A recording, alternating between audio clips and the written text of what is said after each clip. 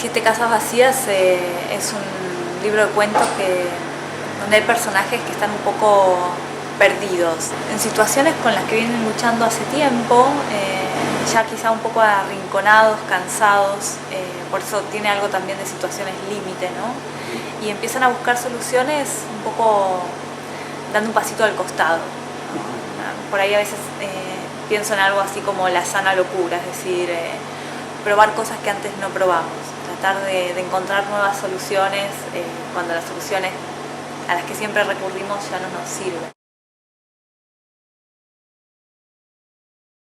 Ahora, yo he visto una evolución frente a, comparándolo con Pájaros en la boca, que un cambio que va del campo a la ciudad, más o menos, ¿no? Que ahora como que es más urbana tu narrativa.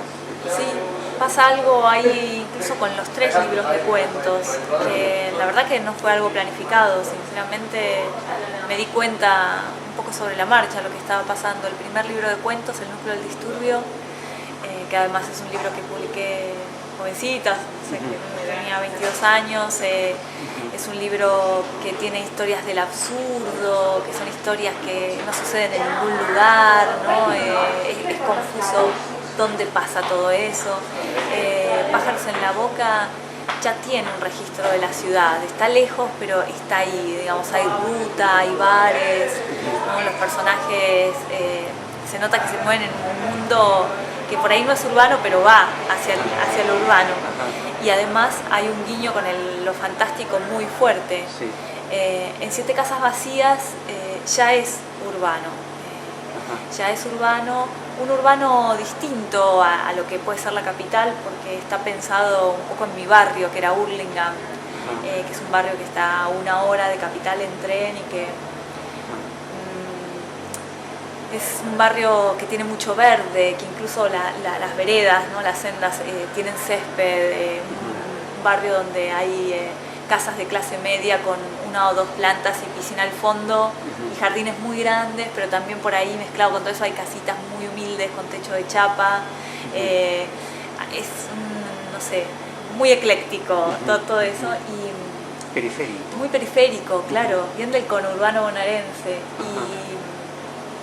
Y ya el fantástico no tiene tanta presencia.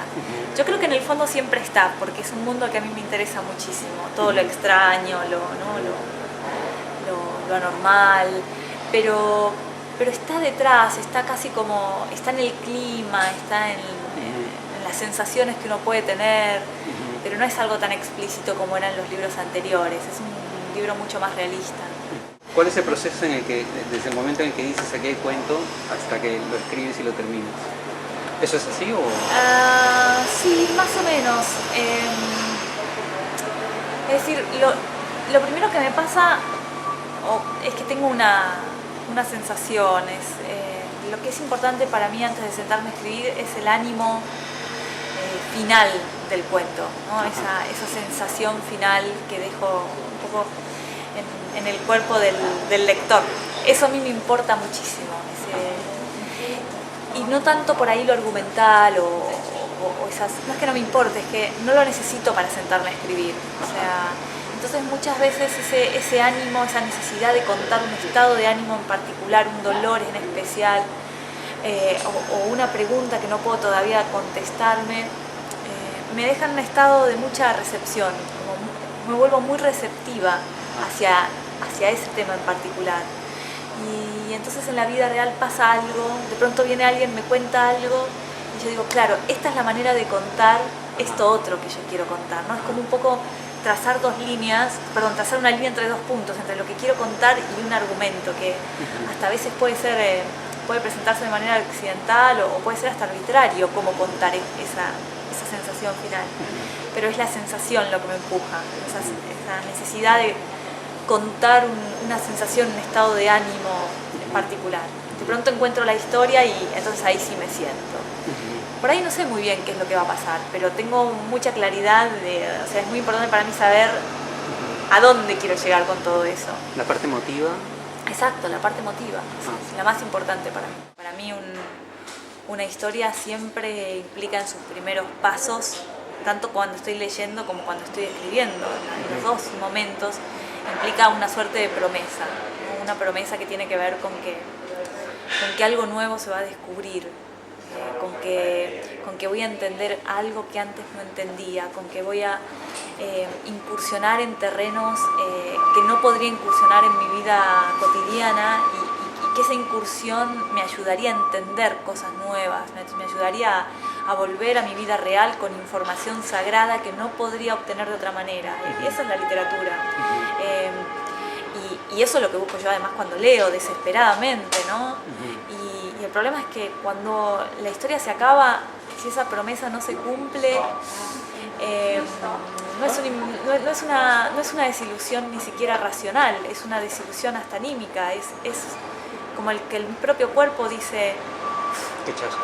¿Y? O sea, en cambio cuando una historia funciona y entrega eso, el cuerpo vibra y uno dice, ay, ¿qué hago con esto ahora? ¿No? O sea, no puedo seguir adelante, no puedo leer otro cuento o no puedo leer otra novela, tengo que pensar todo esto, o sea, ocurre algo que es como muy, no sé, muy orgánico, o sea que es importante que el texto cumpla con esa promesa.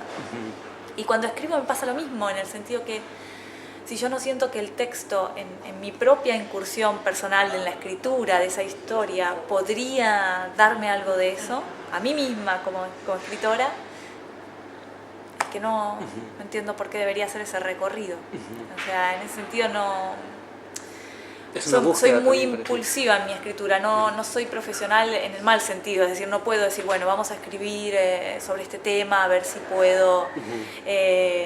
No, son preguntas que se hace el propio cuerpo o la propia cabeza y me obligan a sentarme y tratar de descubrirlo. Pero tú tampoco sabes a dónde estás yendo, digamos, cuando sea el tipo de miedo que estoy enfrentando, sea el tipo de pregunta que me estoy haciendo durante ese transcurso. ¿A dónde estoy yendo? No lo tengo tan claro. A mí me gusta mucho que los chinos pintan con tinta china y es un tipo de tinta que el dibujo hay que hacerlo de un solo trazo, no se puede levantar el pincel. Entonces los chinos dicen que lo complicado no es el dibujo, no es pintar, sino lo previo a pintar, porque antes de que el pincel toque el papel, uno ya tiene que tener una idea muy ajustada de lo que va a dibujar.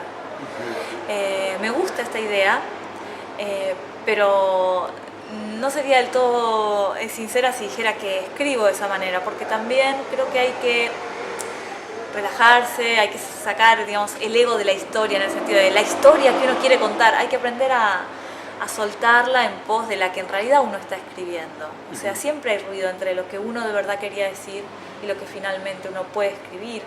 Pero bueno, está ese famoso dicho que muchos escritores dicen que, digamos, todo libro en realidad es el fracaso del libro que uno quiso escribir. Y esto es verdad. Pero bueno, quizá es así, quizá esa es la regla, quizá es imposible de verdad. Quizá lo que de verdad queremos decir, lo que de verdad pensamos es intransferible incluso para nosotros mismos al papel, ¿no? De la cabeza al papel pasan muchas cosas. Pero es interesante eso de los chinos porque a pesar de eso es como que hay que dejarlo que fluya y hacerlo alguna. Es una lucha entre esas dos fuerzas, entre tener esta idea previa para que la pincelada salga natural, para no bifurcarse en cosas que no interesan, o sea, para que de verdad sea algo preciso, intenso, pero a la vez también hay que soltarse y hay que dejar que la historia también marque su punto, ¿no? Ahora, es muy interesante cuánto hay de familiar aquí, cuánto hay de familia, de relaciones padres, hijos, ¿no? ¿Esto también era algo, es algo que te interesa más ahora que antes? ¿O donde pones más los ojos que antes? Si antes son los libros anteriores, sí, es decir, no sé si ahora seguiría escribiendo sobre estos temas, o sí, no lo sé. Creo que cada libro también encierra ciertas preguntas o ciertos momentos que uno está atravesando. Este es un libro de pensar sobre todo muchos los temas de la comunicación o la incomunicación, o sea, la imposibilidad de verdad poder comunicarse y conectar con el otro. Ahí hay un ruido en ese cable que es como una fatalidad con la que vivimos todos, entre lo que uno de verdad quisiera decir y lo que uno logra decir. Escribir siempre es ponerse en el lugar del otro, y que así como durante siglos nos hemos tomado con naturalidad los personajes femeninos escritos por hombres, y hemos hasta llamado una literatura, no sé si femenina, pero digamos, pienso en Ana Karenina o en Madame Bovary, escrita desde la visión de los hombres, y son miradas muy íntimas. Bueno, ahora hay que acostumbrarse a los personajes masculinos escritos por mujeres, ¿no? Claro. Ya toca. Ajá, sí, sí.